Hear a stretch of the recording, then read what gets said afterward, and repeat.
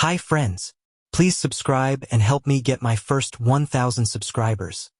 It's one click for you, but for me it's a huge encouragement and motivation. Thank you to everyone who has already subscribed. I hope you enjoy this story. Let's go. The anniversary dinner was held at a high-end rooftop restaurant in the meatpacking district. David had booked the table 2 months in advance, knowing Claire's weakness for overpriced champagne and skyline views. The evening was unseasonably warm for New York, the air thick with the scent of ornamental jasmine and the faint, electric hum of the city below. Claire sat across from him, tilting her head slightly, her long fingers toying with the stem of her flute. Her smile was flawless, Instagram-ready, but it felt practiced, like a centerpiece she'd arranged for one of her clients. David raised his glass. To us, 10 years. That's a whole decade, Claire. Pretty serious milestone, do not you think? Claire looked at him over the rim of the crystal glass and let out a light, airy laugh. Oh, definitely, and we both still alive to tell the tale. That's an achievement in itself. David smiled back, but something shifted in his gut. Just a fraction. She always did that, deflected with a joke, treating their marriage like a long-running inside gag they were both just playing along with. They got through the meal pleasantly enough, market-price oysters, a couple of craft cocktails. David felt good, mostly, but he could not shake a low-level hum of dissonance. It was too smooth, too scripted. Claire filled the silence with work stories. A nightmare client from the Upper East Side who demanded live peacocks for the reception. A bridezilla having a meltdown over napkin folds. But every time David tried to pivot to something personal, she deftly steered the conversation back to logistics. Later, when the server dropped the check, Claire glanced at her iPhone and sighed. I promised Hannah I'd swing by the office. I need to leave a file on her desk for the morning. Do you mind if we make a quick pit stop? It's on the way. David raised an eyebrow. At midnight. She shrugged, a flicker of hesitation crossing her eyes, as if she were scrolling through a mental list of valid excuses. Event season, David. You know how it is. He swallowed the urge to ask why she had not mentioned this 2 hours ago. Instead, he just nodded, downed the last of his Cabernet, and signed the receipt. Outside, the air was crisp. The breeze caught the hem of Claire's silk dress as they waited for the valet to bring the Audi around. She leaned into him, her hip pressing against his, and for a second, the tension in his shoulders released.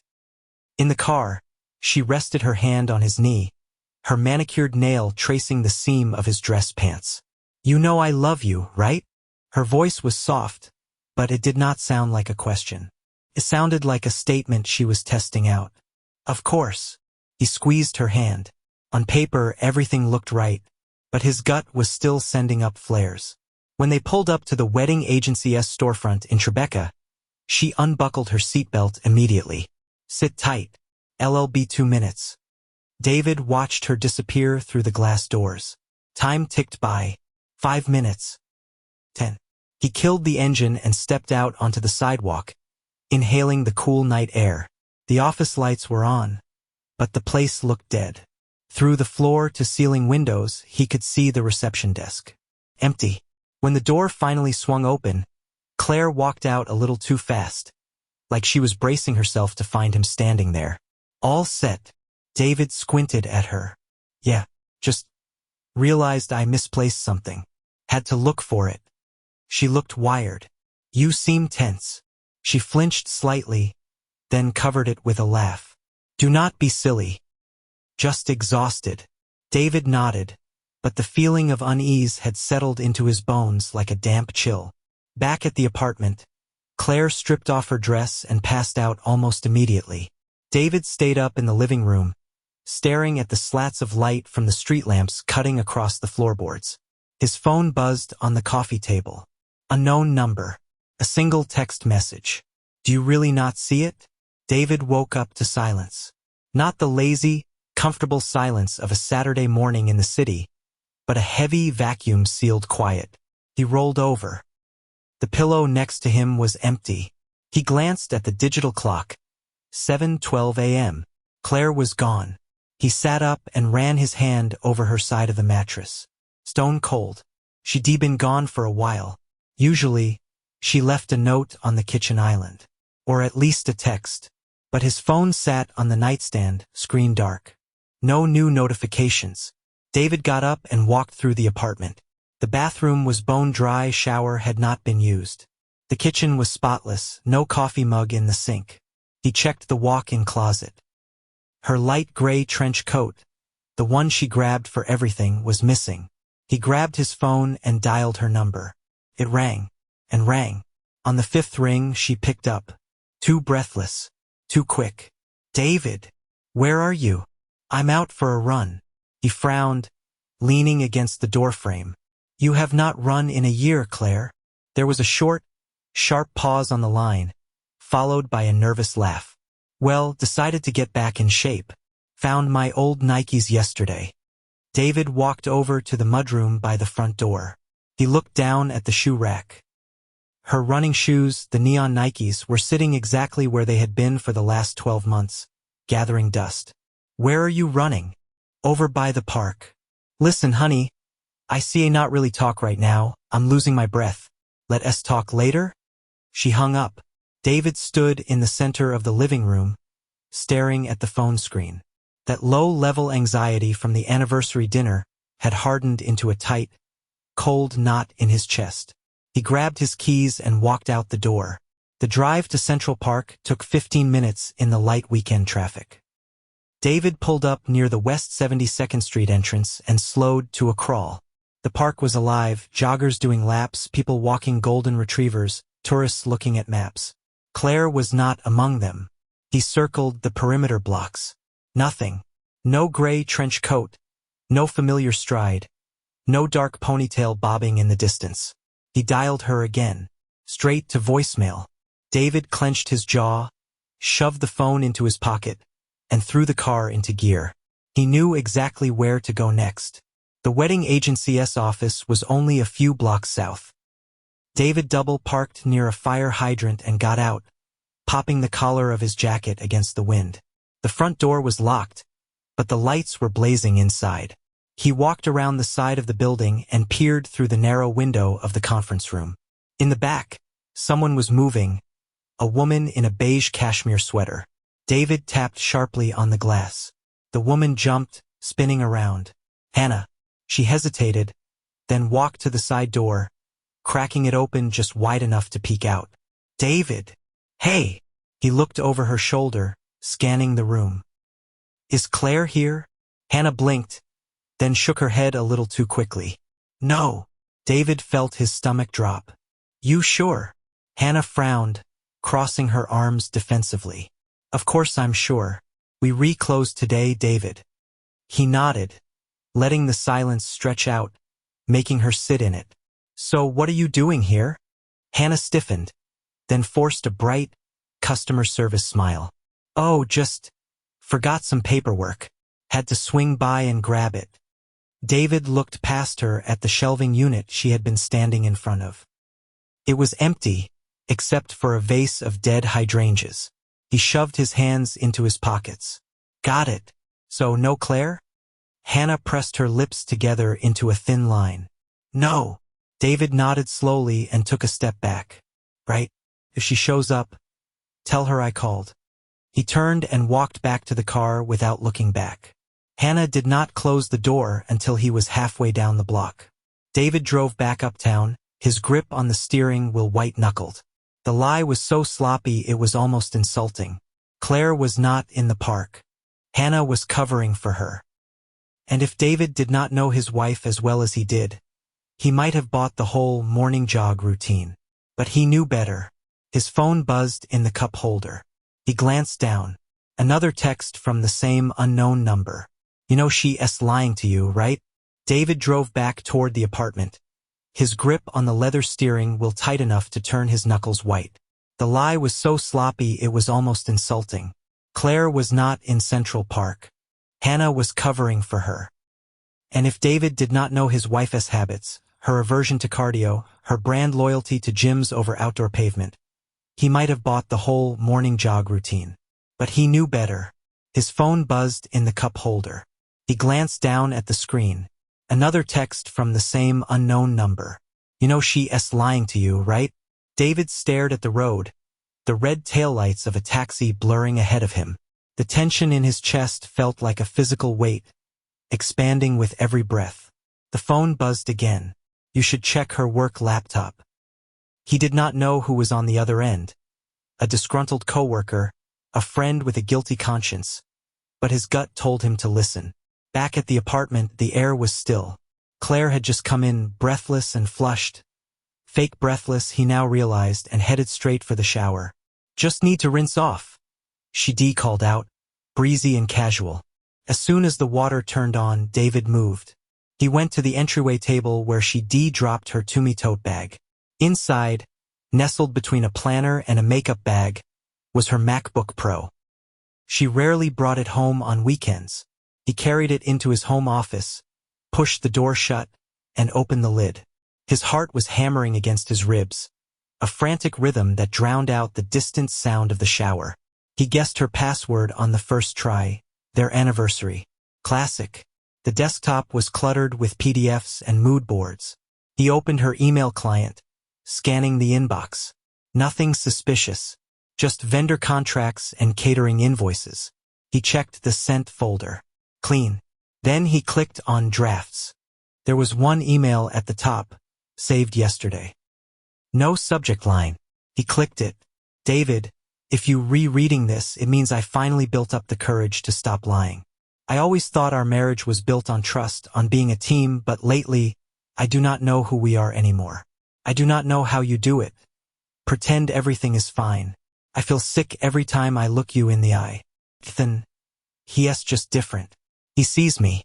Not the wife, not the business partner. Just me. I know how cliché this sounds. You do not deserve this. You're a good man. But I think if I do not do this, I am going to break. David froze. The words blurred on the retina display. Ethan. The name hit him like a physical blow. He read the lines again, dissecting the justification, the self-pity, the admission. The water in the bathroom stopped.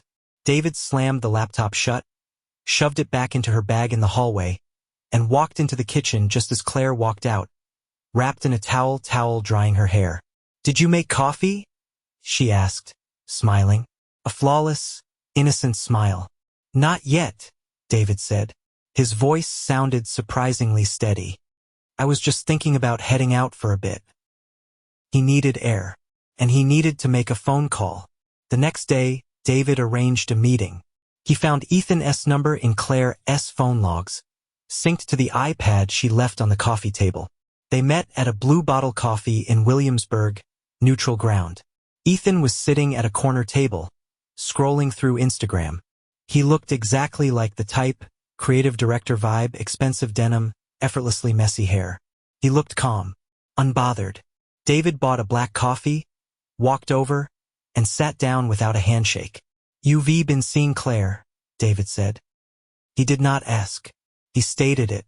Ethan looked up, startled, then leaned back, crossing his arms over his chest. He did not panic. He just assessed David with a look of mild inconvenience. We know each other, yeah. We in the same industry. David exhaled, pushing down the urge to reach across the table. Cut the crap. I know she was with you yesterday morning. I saw the draft she wrote. Ethan raised his eyebrows, seemingly weighing his options. He took a sip of his latte. Look, man, we spent some time together, but it's not what you think. David clenched his fist under the table. It is exactly what I think, and I want to hear you say it. How long? Ethan hesitated, then shrugged, a gesture of casual dismissal that made David's blood boil. We started talking more on set a few months ago. You know how it is. Long hours, drinks after the rap party. She was venting, said you guys were basically roommates. I just listened. Maybe it crossed a line, but honestly, I just wanted her to be happy. David stared at him, processing the sheer arrogance. She's my wife, David said quietly. She's lost, David. Ethan countered, his voice smooth, almost condescending. That does not mean she does not love you. But people have needs. David stood up. He did not say another word. He just turned and walked out of the coffee shop, the adrenaline coursing through him. He had what he needed. When he got home, Claire was on the beige sectional, flipping through a Vogue, a glass of Sauvignon Blanc in hand. She looked up over the rim of her glasses. Everything okay? You were gone a while. David looked at her, really looked at her, and felt the final tether snap. Just running errands, he said. 2 nights later, the apartment was packed. It was supposed to be a casual get-together, drinks and apps for a few friends, but the crowd had swelled. The Sonos system was blasting indie pop, the lights were dimmed, and the air smelled of expensive cologne and truffle flatbreads. Hannah was weaving through the crowd with a tray of appetizers, playing the dutiful best friend. Ethan was there, too. Claire had invited him, claiming they needed to discuss a collaboration with some mutual friends. He was leaning against the kitchen island, pouring a microbrew into a glass, looking right at home. Claire was in her element, holding court near the window, laughing at a joke, her hand resting lightly on Ethan's arm. David watched them from the hallway. He swirled the bourbon in his glass, waiting. When the song ended, David walked over to the sound system and cut the volume. The silence rippled through the room. Heads turned. Everyone, David said, raising his glass. His voice carried clearly across the loft. I want to propose a toast. The chatter died down completely. Hannah paused mid-stride with the tray. Ethan set his beer down, looking bored but attentive. To Claire, David continued, flashing a charming smile. To my wife, the hostess with the mostest, the most talented, beautiful, and complex woman I know. A ripple of applause. Claire blushed, covering her face with one hand, laughing. David, stop, you re-embarrassing me, she giggled, raising her wine glass. I know, honey, David said. His tone was warm, buttery. But I wanted to share a little story. His eyes locked onto Ethan. Ethan frowned, sensing the shift in the air. You know the old saying, what's done in the dark comes to light? I never really understood that until this week. Claire's smile faltered. She lowered her glass, crossing her arms defensively. David, maybe save the philosophy for later? Of course, babe, he nodded. I just wanted to liven things up. David pulled his iPhone out of his pocket. He tapped the screen, ensuring the Bluetooth connection to the main speakers was active. Technically, I think this tells the story better than I can. He hit play. Ethan's voice boomed through the high-fidelity speakers, crisp and undeniable. Yeah, we hooked up a few times. But it's just, I do not know why she stays with you. She's just special, you know? She needed someone who actually gets her. The recording cut off. The silence in the room was absolute. It was deafening. Claire went pale. She looked like she'd been slapped. David, what is this? She whispered. David did not blink. I'd love to hear your version, Claire. Ethan stepped forward, hands up. Dude, you say not just, shut up? David snapped, the veneer of politeness vanishing instantly. I want to hear it from her. Every eye in the room was on Claire. She looked around, searching for an escape route, but there was none. It's not what you think, she stammered, her voice trembling. David, please, no. David stepped closer. You did not sleep with him? You did not lie to my face about where you were? She looked at Ethan, begging for him to save her, but he was staring at the floor, distancing himself from the wreckage.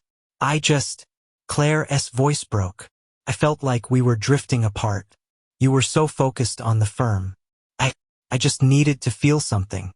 The admission hung in the air like smoke. David nodded slowly. Thank you, Claire. At least now we have the truth. He set his glass down on the counter with a deliberate clink. I hope you find whatever it is you looking for. He walked toward the door, leaving Claire and Ethan standing in the ruins of their social circle. The guests were frozen, staring into their drinks. Hannah stood by the wall, hand over her mouth, eyes wide. David opened the door and walked out into the hallway. He did not look back. David shut the door behind him and took a few steps down the hallway, but before he could reach the elevator bank, he heard the latch click open again. David! Claire's voice was tight, stripped of the cool, commanding authority she usually wielded like a weapon. He stopped. He did not turn around immediately. He stared at the brass floor number indicator above the elevator, taking a second to memorize the feeling of being done. Then, slowly, he pivoted. Claire was standing in the hallway barefoot, clutching her chest. Her dark hair was a mess, and her eyes were wide, frantic. She looked unmoored. "Let me explain," she said, her voice dropping to a whisper. David tilted his head, squinting slightly. "Explain? She stammered, grasping for the right spin. "It was not what you think." He let out a short, joyless laugh. "Not what I think. Claire, I heard the recording. The guy literally spelled it out." She took a step toward him, reaching out, but he took a deliberate step back. She tried again, then pressed her lips together, forcing a breath. "Okay, yes, I made a mistake. I never wanted it to happen like this." "A mistake?" David nodded slowly, tasting the word. "Is that what we recalling it now?" Claire stiffened, sensing the shift in his tone. "I loved you, David." She clenched her hands into fists, her voice pitching up. No." He shook his head. "You loved the lifestyle. You loved the security. You loved the view from the penthouse. But you did not love me. If you did, you would not have lied to my face every single day." She inhaled sharply, lifting her chin in a last-ditch attempt at dignity. "Fine. If it makes you feel better to paint me as the villain, go ahead." David looked at her, straightening his posture. He shoved his hands into his pockets, looking relaxed for the first time in months. "You know what the funny part is, Claire?" She blinked, confused. "What?" He paused, letting the silence stretch in the sterile hallway. "I was not faithful either." The silence slammed into the corridor. Claire actually stumbled back a step, as if he physically shoved her. "What?" Her voice cracked. "You heard me." David nodded, holding her gaze. "Did you really think I was that oblivious? That I was just some idiot who bought whatever story you sold me?" Claire shook her head, her lower lip trembling. "You lying. I never lied to you, Claire. Unlike you." Her breathing hitched. She stared at him, searching his face for a sign that he was bluffing, looking for a punchline. But his expression was dead calm. "Who?" she rasped. David smirked. "Who do you think?" She swallowed hard. "Hannah." He did not answer. He did not have to. The silence said everything. Claire's hands curled into claws at her sides. "You pathetic piece of shit." David nodded. "Maybe, but you know what? I feel a hell of a lot lighter." She stared at him, mute. Anger flared in her eyes, but beneath it, he saw the panic taking root. "So what happens now?" she asked. "Now?" He sighed, running a hand through his hair. "Now I'm cashing out." "What does that mean?" He stepped back as the elevator dinged and the doors slid open. He stepped inside and met her eyes one last time. "You figure it out."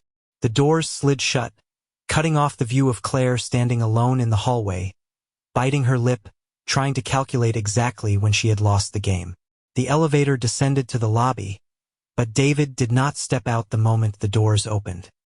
He stood there for a beat, leaning back against the mirrored wall. He felt a strange sense of weightlessness. It was not happiness, not yet, but it was relief. The crushing pressure he'd been carrying around his chest for months was dissipating with every breath. He walked out of the building.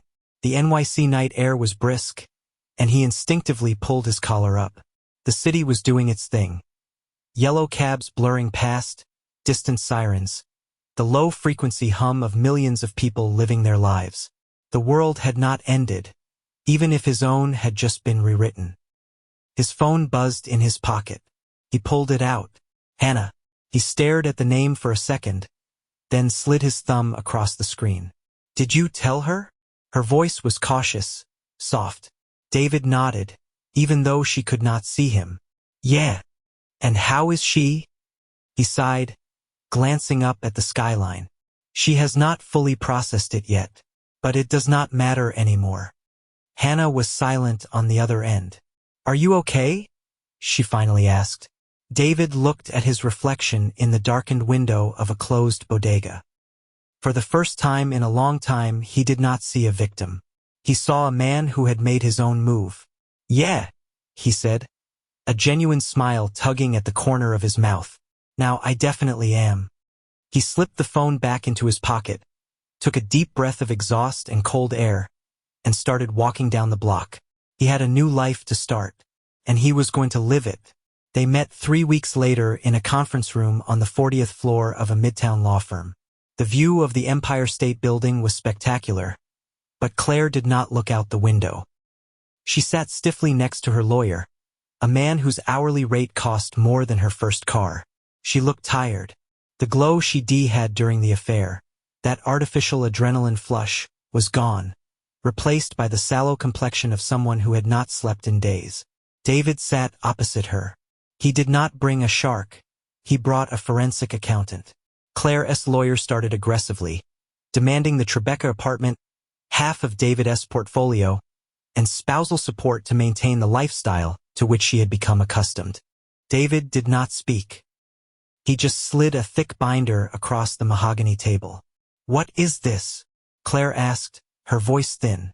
That, David said calmly, is a detailed record of the last 6 months. It was not just the affair. The recording at the party was just the emotional hook. The binder was the financial nail in the coffin. David's accountant had tracked every cent. Claire had not just slept with Ethan. She had been funding him. The production costs for his shoots, the dinners, the weekend getaways to the Hamptons, it all came out of their joint investment account. In the state of New York, that was classified as wasteful dissipation of marital assets. But David had one more card to play. He flipped to the back of the binder. And this, David pointed to a highlighted clause, is the prenuptial agreement we signed 10 years ago. Section 4, paragraph B. The infidelity clause. Claire went pale. She looked at her lawyer, who was frantically reading the document, his confidence evaporating by the second. You said that expired after 5 years. She hissed at her counsel. It rolls over, David interjected, leaning back in his chair, unless we renegotiated, which we never did. The negotiation ended before it really began. The terms were absolute.